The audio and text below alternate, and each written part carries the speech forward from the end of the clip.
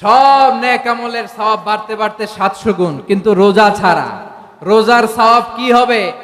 বান্দা খালি রোজা রাখে, ফেরেশতারা কিছু লিখতে পারে না আমল নামায়, কারণ আল্লাহ বলে এটা কিছু লিখিস না, কারণ as-সাওমু লি, এই রোজা রাখছে আমার জন্য, ওয়া আনা আজজি বিহি, এই রোজার সওয়াব, প্রতিদান, অ্যাওয়ার্ড এটা কিয়ামতের দিন আমি আল্লাহ নিজ হাতে দেব, নিজ হাতে দেব।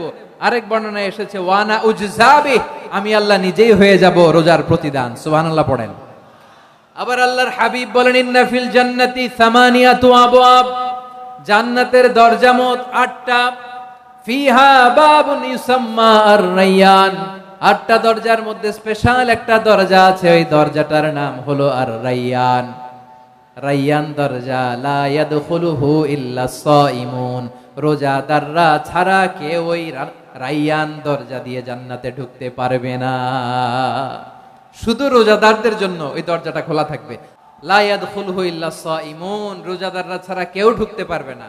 মান দাখালাহু লাম ইয়াজমা আবাদা, একবার যে এই গেট দিয়ে ঢুকবে, he will never be thirsty again, তার গলা থেকে চিরকালের জন্য আল্লাহ তৃষ্ণা মিটায়া দিবে। আমরা ওই রায়্যান দরজা দিয়ে সেদিন জান্নাতে ঢুকতে চাই কি চাই না? আমার প্রিয় ভাইরা, প্রতি রাতে রমাদানে আল্লাহর ফেরেশতারা আহ্বান জানায়, ইয়া বাগিয়াল খাইরি আকবিল, ইয়া বাগিয়াশ শাররি আকসির, হে কল্যাণের পথের যাত্রী, আকবিল প্রসিড, আরো ইবাদত করো, আগাও আগাও, আরো জান্নাতের নাজ নেয়ামত কামাও।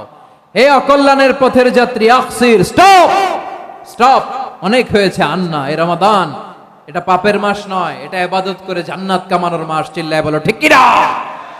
ওয়ালিল্লাহি উতাকাউ মিনান নার ওয়া যালিকা কুল্লা লাইলা, প্রতি রাতে, রমাদানের প্রতি রাতে আল্লাহ তাআলা এরকম লাখো বনি আদমকে মাফ করে দেওয়ার ঘোষণা দেয়, নাজাতের ঘোষণা দেয়।